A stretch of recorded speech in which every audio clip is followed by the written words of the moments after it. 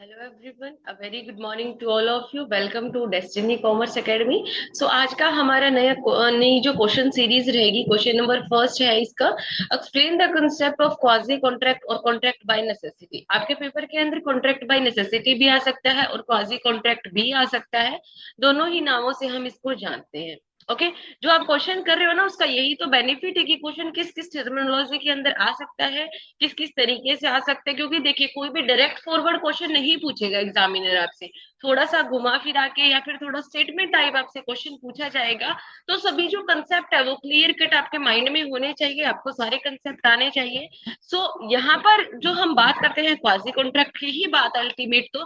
But यहाँ पे कोई स्टेटमेंट दे के भी पूछ सकता है, या क्वाजी कॉन्ट्रैक्ट भी बोल सकता है, या कॉन्ट्रैक्ट बाय नेसेसिटी भी आपसे पूछ सकता है कि इसको एक्सप्लेन कीजिए। तो ये जो एक्ट है ये हम पढ़ते हैं under the Indian contract act 1872 के अंदर। क्वाजी कॉन्ट्रैक्ट क्या होता है, कैसा कॉन्ट्रैक्ट होता है जो कि एक्चुअल के अंदर कॉन्ट्रैक्ट नहीं किया गया, बट कोर्ट के द्वारा लीगली आप बाउंड हो उस कॉन्ट्रैक्ट को परफॉर्म करने के लिए, वो होता है आपका क्वाजी कॉन्ट्रैक्ट। यानी कि ड्यू टू सर्कमस्टांसेस आपका कॉन्ट्रैक्ट बन जाता है, आप एक्चुअली के अंदर कॉन्ट्रैक्ट करते नहीं हो। नेक्स्ट फिर अगर बात करते हैं कि एक्सेप्ट की बात करेंगे, यानी कि क्या क्या आपके इसके अंदर एलिमेंट्स इंक्लूड होते हैं क्वाजी कॉन्ट्रैक्ट के अंदर। Number one is a no actual agreement. कोई भी आपका एक्चुअल के अंदर एग्रीमेंट नहीं हुआ, जहां पर कोई एक्सप्रेस नहीं किया गया या फिर कोई इम्प्लाइड एग्रीमेंट नहीं हुआ है। नेक्स्ट है principle of equity. Principle of equity का मतलब क्या हुआ यहाँ पर, quasi contract founded on equitable principle. यानी कि इक्विटेबल प्रिंसिपल का यहाँ पर क्या मतलब हुआ कि कोई भी डिस्क्रिमिनेशन नहीं होता है। फिर आएगा आपका लीगल ऑब्लिगेशन रहती है कि आपको परफॉर्म करना पड़ती है अपनी ऑब्लिगेशन।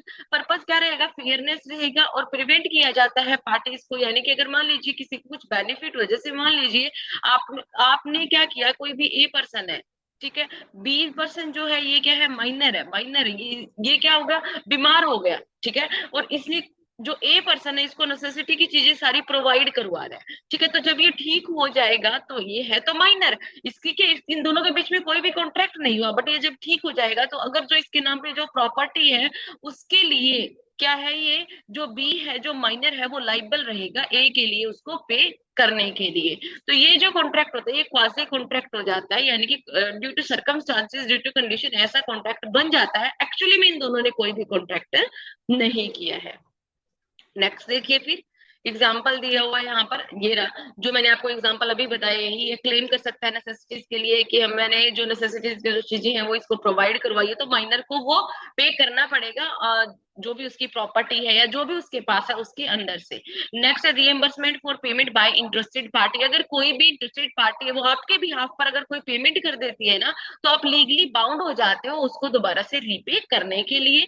ऑब्लिगेशन टू पे फॉर नॉन ग्रेचुइटीज एक्ट, कोई भी नॉन ग्रेचुइटीज एक्ट किया है तो उसके लिए भी आपकी ऑब्लिगेशन रहती है पे करने के regarding. Responsibility of finder of the goods, अगर मान लीजिए आपको कोई भी जो गुड्स है वो रास्ते में मिल गई है, तो आप उसके लिए रिस्पॉन्सिबल है कि उसका जो भी ओनर है उसको आप वो गुड्स दो, और तब तक उस गुड्स की रीजनेबल टेक केयर आप करो। Next liability of money paid on goods deliver by mistake. अगर बाय मिस्टेक अगर किसी का गुड्स है वो डिलीवर हो गया आपके घर पे, ठीक है, अगर आपके घर पे डिलीवर होगा तो आपकी लाइबिलिटी है कि आप उसको पे करें या फिर आप उसके सामान को सही तरीके से और सही कंडीशन में उसके पास पहुंच जाए। नेक्स्ट देखिए, क्वेश्चन नंबर सेकंड की बात करेंगे। Question number second is how does the Indian contract Act address contract that are illegal और अगेंस्ट पब्लिक पॉलिसी। यानी कि जो इंडियन कॉन्ट्रैक्ट एक्ट है वो आपका इलीगल और अगेंस्ट पब्लिक पॉलिसी कैसी है। अगर बात करते हैं हम, सारा का सारा है तो ये कॉन्ट्रैक्ट एक्ट ही, बट किस टाइप के इसके अंदर से क्वेश्चंस बन सकते हैं, किस टाइप के क्वेश्चन अराइज हो सकते हैं, वो सारा का सारा हम इस कंटेंट के अंदर करेंगे। ओके, क्योंकि घुमा फिरा के क्वेश्चन पूछेगा, स्टेटमेंट टाइप क्वेश्चन पूछेगा, और जैसे जैसे आप क्वेश्चंस की प्रैक्टिस करोगे तो वहां से आपको ये पता चलता जाएगा कि किस तरीके से क्वेश्चन को फ्रेम किया गया है और किस तरीके से आपको क्वेश्चन को आंसर करना है। सबसे पहले कोई भी जो एक्ट होता है उसका वो एक्ट जरूर लिखना है कि इंडियन कॉन्ट्रैक्ट एक्ट 1872। टू। आपको सारे एक्ट जो है वो लर्न होने चाहिए, और ट्राई करना कि हो सके तो आप हर एक का जो मेन मेन जो सेक्शन होते हैं उनके सेक्शन भी आपको लर्न करने हैं, क्योंकि आपका क्वेश्चन जो है वो ज्यादा इफेक्टिव रहेगा। बात करते हैं इंडियन कॉन्ट्रैक्ट एक्ट 1872 की बात करेंगे, तो ऐसा कॉन्ट्रैक्ट जो कि इलीगल होता है या अगेंस्ट द पब्लिक पॉलिसी होता है वो आपका वॉइड एब इनिशियो होता है। ये स्टेटमेंट आपको लिख के आना है, क्योंकि टर्मिनोलॉजी है आपके लीगल की जो मोस्ट इंपॉर्टेंट है। यानी कि जो स्टार्टिंग में ही जो कॉन्ट्रैक्ट होता है वो वॉइड होता है, उसको हम वॉइड एब इनिशियो बोलते हैं। ठीक है, जो कि आपका इनवैलिड कॉन्ट्रैक्ट होता है, इन्फोर्सेबल बाय लॉ नहीं होता है। ठीक है, जो कि अनलॉफुल होगा, जो अपोज करता है पब्लिक पॉलिसी को, वो ऐसे कॉन्ट्रैक्ट को क्या माना जाएगा, आपके वॉइड कॉन्ट्रैक्ट माने जाएंगे। नेक्स्ट देखिए, फिर नेक्स्ट फिर आगे फर्दर एक्सप्लेन कर दिया गया है ग्राउंड फॉर अनलॉफुलनेस अंडर सेक्शन 23। जो भी एग्रीमेंट हुआ है, कोई भी कॉन्ट्रैक्ट हुआ है, वो अनलॉफुल कब माना जाएगा, फॉरबिडन बाय लॉ हो जाए, fraudulent, immoral, oppose to the public policy. इनको तो एक्सप्लेन कर ही सकते हो ना, मेन पॉइंट है आपको ये पॉइंट लर्न होने चाहिए। यानी कि कोई फ्रॉडुलेंट ऐसा कॉन्ट्रैक्ट हो, इमोरल हो, यानी कि कोई जो मोरल जो हमारे स्टैंडर्ड है उनको हार्म करता हो, ऐसा कॉन्ट्रैक्ट नहीं होना चाहिए। अगर कोई भी ऐसा कॉन्ट्रैक्ट है तो वो आपका वॉइड कॉन्ट्रैक्ट माना जाएगा। नेक्स्ट फिर बात करते हैं हम what against public policy mean. Public policy mean का मतलब क्या हुआ, यानी कि जो पब्लिक पॉलिसी है या पब्लिक का जो इंटरेस्ट है, अगर उसको हार्म कर रहा है या फिर उसकी अगेंस्ट कोई भी आप कॉन्ट्रैक्ट कर रहे हो, that contract is called a void contract. ऐसा एक कोई भी जो कॉन्ट्रैक्ट होता है वो आपका वॉइड कॉन्ट्रैक्ट होता है। कोई भी क्रिमिनल आप लगा सकते हो, कोई क्राइम किया पब्लिक पॉलिसी के अगेंस्ट जाके, एग्रीमेंट किया एनिमी ऑफ अ नेशनल, जो भी आपके नेशनल की जो एनिमी है उसके साथ अगर आप कोई एग्रीमेंट करते हो, कंफ्लिक्ट हो रहा है जहां पर इंटरेस्ट पब्लिक का, तो ऐसे कॉन्ट्रैक्ट भी आपके वॉइड माने जाएंगे। मोनोपोलिस्टिक एग्रीमेंट जो कंपटीशन फेयर कंपटीशन को हार्म कर रहे हैं, अनरीजनेबल रिस्ट्रेन ट्रेड और लीगल रिकोर्सेज। ठीक है, तो अनरीजनेबल जो ट्रेड करते हो, तो वहां पर इस टाइप के जो भी पब्लिक को हरास कर रहे हैं, उनके इंटरेस्ट के अगेंस्ट है, ऐसे कॉन्ट्रैक्ट को आपके क्या माने जाएंगे, वॉइड कॉन्ट्रैक्ट माने जाएंगे। नेक्स्ट देखिए, दिन कॉन्सिक्वेंसेज ऑफ अ इलीगल को। अगर मान लीजिए सपोज आप इलीगल या फिर अगेंस्ट पब्लिक पॉलिसी कॉन्टेक्ट करते हो, तो उसके कॉन्सिक्वेंसेज क्या होंगे। नंबर वन तो वॉइड होगा और अनइंफोर्सेबल होगा, लॉ के द्वारा इन्फोर्सेबल नहीं है। नो लीगल रेमेडी, कोई भी लीगल रेमेडी नहीं है।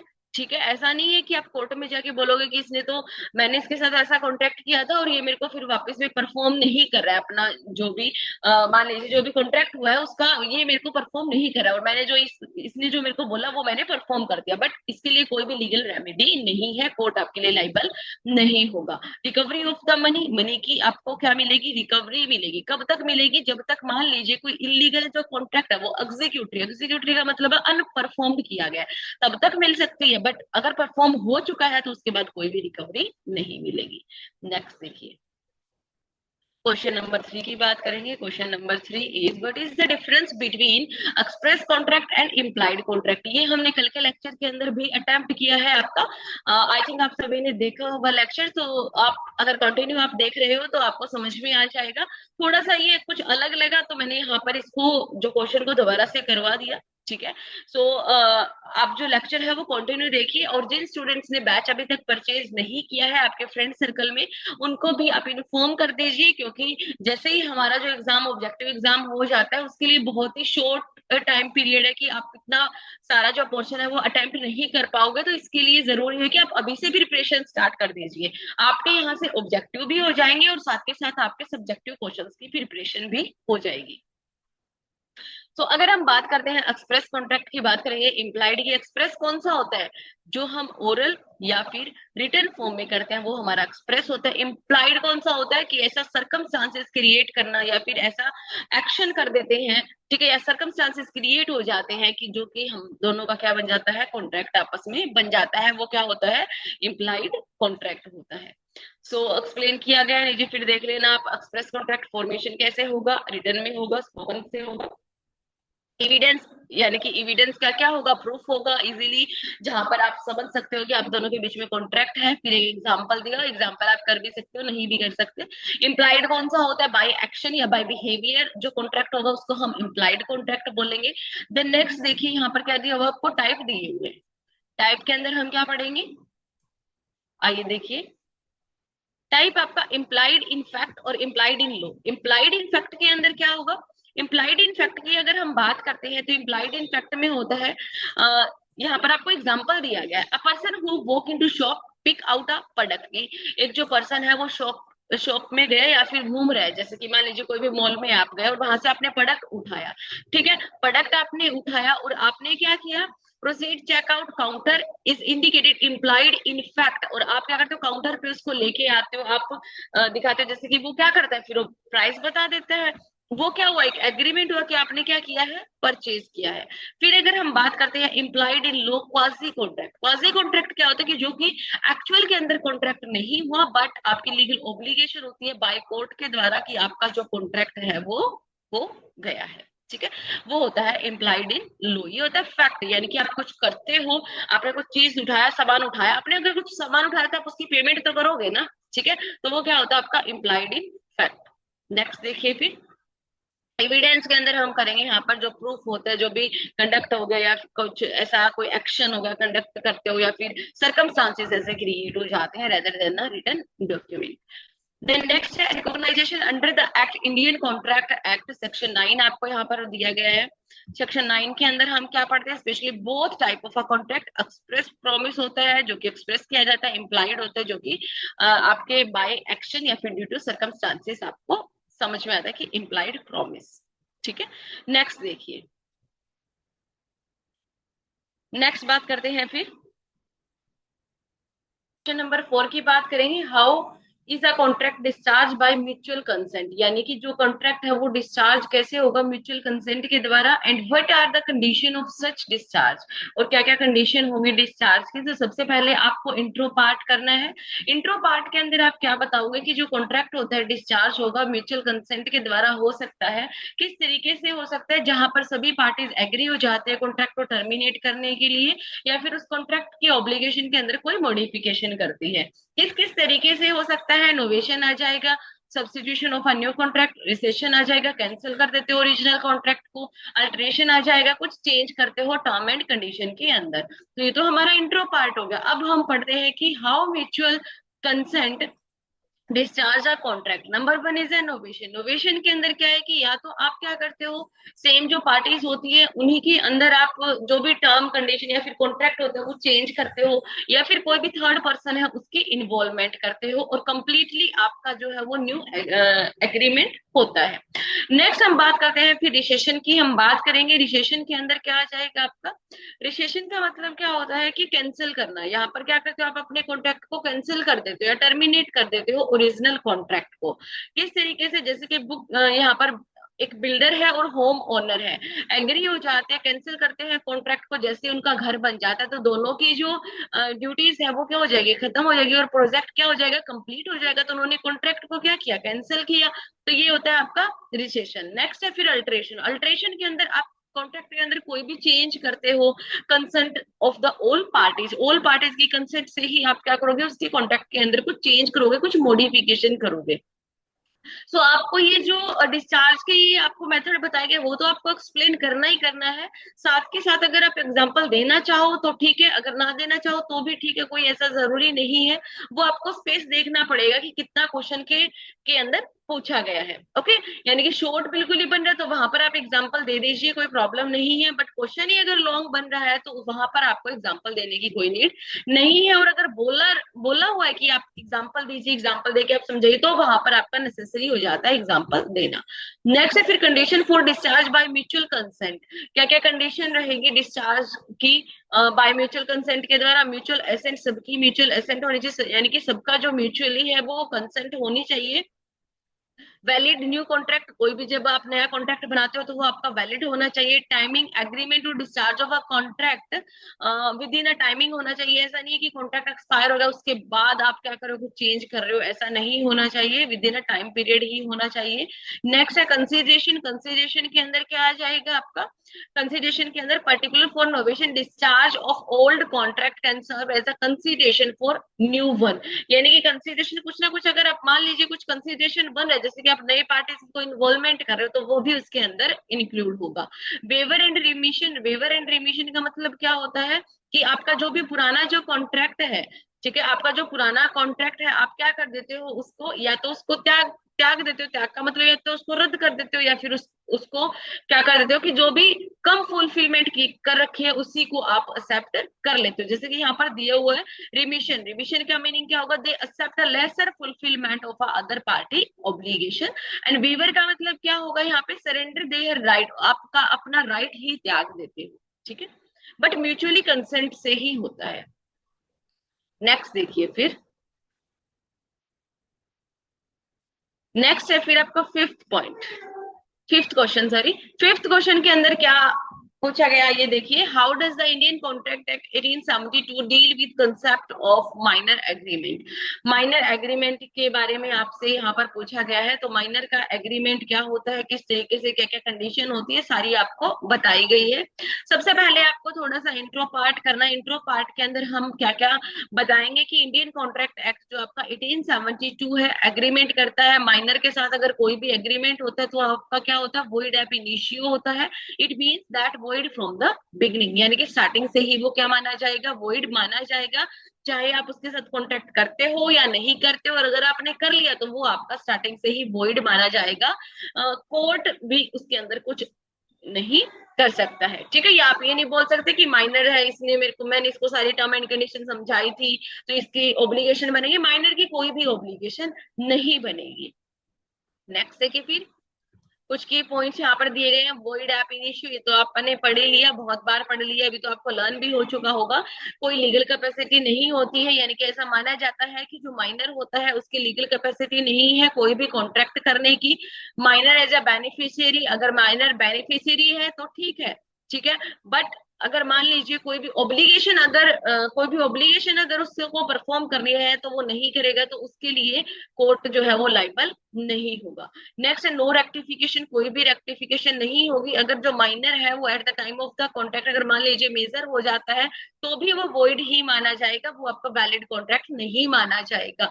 नो इंस्टॉपल, कोई भी इंस्टॉपल का जो कंसेप्ट है वो भी इसके ऊपर अप्लाई नहीं होगा, कि कोई भी सामने वाले के सामने आप ये प्रेजेंट कर रहे हो कि ये जो पर्सन है ये मेजर है, ठीक है, ये माइनर नहीं है, ठीक है, जबकि एक्चुअली में क्या है, माइनर, तो उसको वो कोर्ट में प्रूफ करने की जरूरत नहीं है, कोर्ट उसको वॉइड ही मानेगा। नेक्स्ट है आपका रेस्टिट्यूशन। रेस्टिट्यूशन के अंदर क्या होगा, minor has received a benefit under a void agreement, they are generally not obligated to return। यानी कि अगर मान लीजिए माइनर को कोई भी बेनिफिट रिसीव हुआ है बट वो उसकी कोई भी ऑब्लिगेशन नहीं होगी कि वो उसको रिफंड करे या फिर बदले में वो भी परफॉर्म करे। लाइबिलिटी फॉर नेसेसिटी, बट अगर नेसेसिटी की अगर कोई चीज अगर माइनर को प्रोवाइड करता है तो उसके लिए जो माइनर है वो लाइबल रहेगा। नेक्स्ट देखिए फिर, एक्सेप्शन फॉर पार्टनरशिप। पार्टनरशिप में क्या एक्सेप्शन रहता है कि माइनर अगर एडमिट होता है बेनिफिट के लिए पार्टनरशिप में तो ठीक है, but they can not become a partner in a form, but वो पार्टनर नहीं मान सकते। नेक्स्ट देखिए फिर, क्वेश्चन सिक्स की बात करेंगे। क्वेश्चन सिक्स के अंदर क्या पढ़ते हैं, how a contract made through, how a contract made through electronic communication और online platform regulated under this act. यानी कि इस क्वेश्चन के अंदर क्या पूछा गया है, इलेक्ट्रॉनिक कम्युनिकेशन से, इलेक्ट्रॉनिक कम्युनिकेशन के थ्रू आप कैसे कॉन्ट्रैक्ट करते हो, ठीक है।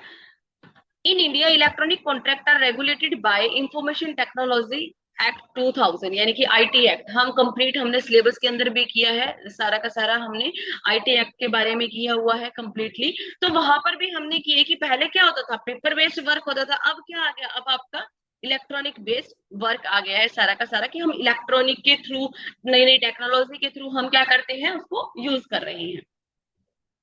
जो कॉन्ट्रैक्ट जो होता है वो अभी वैलिड कॉन्ट्रैक्ट माना जाता है। E contract are enforceable as a traditional contract, जैसे ट्रेडिशनल कॉन्ट्रैक्ट होते थे वैसे ई कॉन्ट्रैक्ट भी क्या होते हैं, इन्फोर्सेबल होते हैं, ठीक है।